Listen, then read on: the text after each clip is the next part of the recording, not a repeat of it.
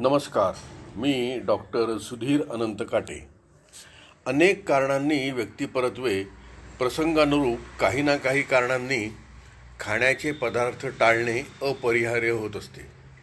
Allergy असणे, त्यात खाज, पुरळ, जखमा होणे असे उपद्रव संभवतात. बऱ्याचदा पदार्थ इतका दिला जातो की दुसरं कोणी सोबत खायला नसेल तरीही तो पदार्थ खाणं टाळलं जातं. वडापावमधील पावाबद्दल प्रेम कमी असणारे अनेक असतात. ते पाव खातही नाहीत.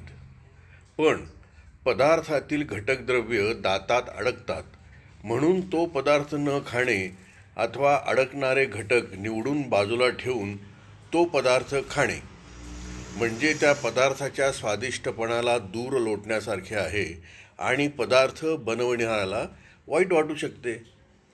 पोहे, उपमा, पोळीचा चिवडा, ढोकळा, सुरळीची वडी इत्यादी पदार्थांवर भुरभुरलेली कोथिंबीर, पांढरशुभ्र खोबरं म्हणजे त्या पदार्थांवर ठेवलेला मुकुटच असतो. त्याशिवाय त्या पदार्थांचा राजेशाही स्वादिष्ट थाट जाणवतच नाही. आणि रंगसंगती तर डोळ्याला खूपच आकर्षक अशी वाटणारी असते. हळदीने छानसा पिवळा रंग आलेल्या गरम गरम कांदा पोह्यावर पांढरशुभ्र किसलेलं खोबरं, हिरवीगार ताजी ताजी कोथिंबीर भुरभुरलेली, वा वा वा वा. खोबऱ्याचा पांढरा, पोह्याचा पिवळा, कोथिंबिरीचा हिरवा आणि मोहरीचा काळा रंग ही रंगसंगती ही रसनेला मोहित करतेच. दातात अडकते म्हणून खोबरं, कोथिंबीर, पालेभाज्या, कांदा न खाणारे असतात. पेरूच्या बिया दातात अडकतात म्हणून पेरूही न खाणारे असतात. बडीशेप, मसाला पान, उसाचे काप इत्यादी इत्यादी असे बरेचदा आवडीचे खाद्यपदार्थ दातात अडकतात म्हणून न खाणे म्हणजे स्वतःला मनस्ताप देण्यासारखे आहे. सगळ्यात महत्त्वाचं म्हणजे एखादा घटक पदार्थ दातात अडकला तर त्याने होणारा त्रास, चिडचिड बहुतेकांनी अनुभवली असणारच. त्या दातात अडकलेल्या वस्तूला जिभेने काढण्याचा प्रयत्न होतो, नखांनी ओढायचा प्रयत्न होतो, कागद घालून काही होते का पाहिलं जातं, बोट आणि जीभ दुखायला लागते. जर तुम्ही प्रवासात असाल तर मात्र आणखीनच अवघड होते. बसचा पुढील थांबा येईपर्यंत काहीही करता येत नाही. रात्र असेल तर झोप लागत नाही, दिवसा कशातही लक्ष लागत नाही. दातांच्या फटीत अडकलेली गोष्ट काढण्याचा आटोकाट प्रयत्न चालूच असतो. उगाच इतर प्रवाशांकडे टाचणी, काडेपेटीची काडी काहीतरी मिळेल अशा आशाभूत नजरेनं पाहिलं जातं. बाकीचे प्रवासी मात्र भर दिवसाही अशा वेळी डोळे मिटून शांतपणे डुगडुगत असतात.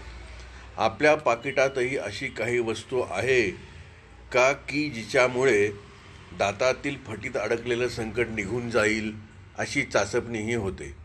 पण व्यर्थ. अर्धा पाऊण तास त्रासात जातोच. जिभेला टोक असावं, नखं वाढलेली किंवा यापुढे एखादी टाचणी पाकिटात ठेवावी असेही विचार मनात येऊन जातात.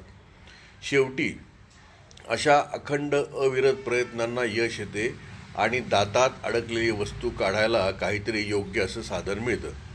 तो क्षण आणि त्यानंतरचा आनंद, विश्रांती प्रत्येकाने एकदा तरी अनुभवावी अशीच असते. काल एक रुग्ण आला होता. तो मला म्हणत होता की डॉक्टर, मी पेरू आवडत असून खात नाही कारण त्याच्या बिया दातात अडकतात. त्यानंतर मला ह्या लेखाची कल्पना सुचली. असो, चारोळी. सीमारेषा आखून ह्या माणसाने टोकदार तारांची कुंपणं टाकली. सीमारेषा आखून ह्या माणसाने टोकदार तारांची कुंपणं टाकली. पायवाटेची नवीन दुःख वाढली.